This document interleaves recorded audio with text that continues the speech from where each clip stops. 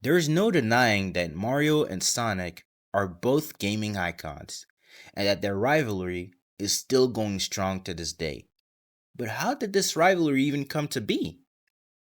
In the mid to late 80s, Mario stood at the top. After the success of the Super Mario Bros. Series, Nintendo was absolutely dominating the market. So Sega, a company that was somewhat competing with the big red boss, decided to create their own mascot to rival Mario. A mascot designed by Yuji Naka and Hirokazu Yasuhara. I'm of course talking about Alex Kidd. What? You thought I was gonna say somebody else? Alex Kidd was supposed to be Sega's answer to Mario. He was quirky, unique, and had a couple of solid games. But let's be real, his popularity didn't make much of an impact in the West. He just didn't hit the same. Eventually, Sega realized they needed a new face, a mascot that actually clicked with Western audiences, one that matched the new energy of gaming and the next-gen vibe of their hardware.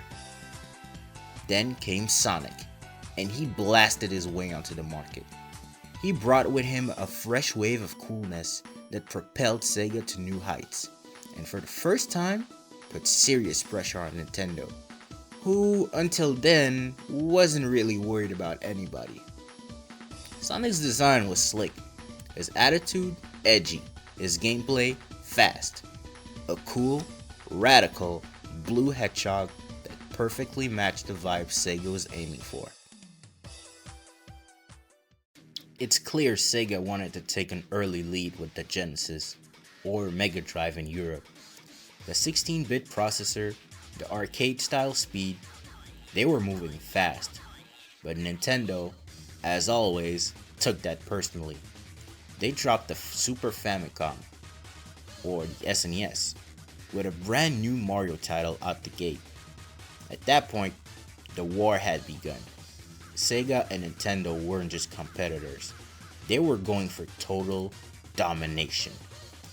But as the fight dragged on, Sega started losing its grip. From weird add-ons to mid-consoles like the Saturn, and a streak of hit or miss games. It wasn't looking good. Nintendo? They weren't done dishing out revenge. They dropped the N64. Then, the game-changing Super Mario 64. And finally, the GameCube, the console that delivered the final blow. Sega was defeated. The console war was over. Last time on the Console Wars, after a brutal and unforgiving battle, Nintendo emerged victorious.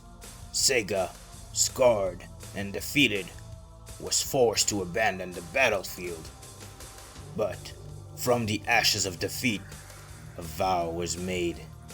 Sega swore revenge. But without a console of their own, would they ever rise again?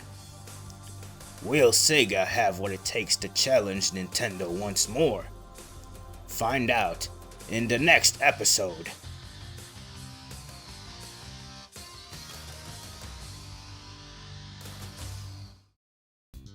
After their fierce battle, Sega stepped out the console market and shifted focus to their games, especially their golden child, Sonic. At this point, Sonic was basically their only hope. Don't get me wrong, Sega still had other bangers, Jet Set Radio, Crazy Taxi, but Sonic was their identity. As one dev at Insomnia Games once said, adapt or die. And Sega had to adapt. They may have lost the hardware war, but that didn't mean the games had to stop. So Sonic kept pushing forward, with the Sonic Advance series now releasing on the same platforms as their old rival. Meanwhile, Mario was still going strong. Nintendo dropped the Wii, Super Mario Galaxy, and more bangers, while Sega and Sonic were, well, going through a phase. Not really sure what direction to take. Some games were okay, others were, let's just say, experimental. Then, In 2007, something unthinkable happened. Mario and Sonic in the same game? I don't know about you, but this blew my freaking mind when I was a kid. Two of gaming's biggest rivals now teaming up? This was like Goku and Vegeta joining forces back in the day. Enemies turned allies. Opposites learning to coexist. It didn't feel real, but it was. And just like that, a new kind of era began. After the Olympic handshake, things were different. The rivalry didn't end, it evolved. Sure, Mario stayed consistent. Nintendo kept feeding us bangers. Mario Galaxy 2, 3D World, Odyssey, even some spin-offs that low-key slapped. Mario became a symbol of polished, timeless gameplay. He got a theme park, a movie, he never really fell off. Sonic though, he took another path. Sometimes he soared, and sometimes he tripped over his own shoelaces. But here's the thing, Sonic fans are built different. They'll fix the games Sega dropped the ball on. They'll make full 3D projects in Unity, create entire soundtracks, and mod them into games he doesn't even belong in. Where Mario represents perfection, Sonic represents passion. And somehow, even through all the highs and lows, they both stayed relevant. So, who really won? Maybe that's the wrong question. Because if you grew up during that era, you know the truth. You didn't just play Mario or Sonic. You talked about them at recess. You argued with your cousins.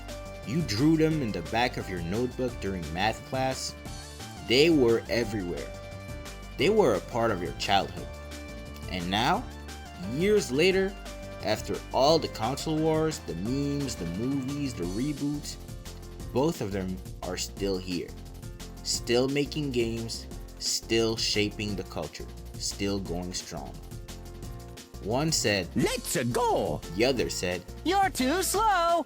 And together, they raised a generation of gamers who still smile when they hear those words.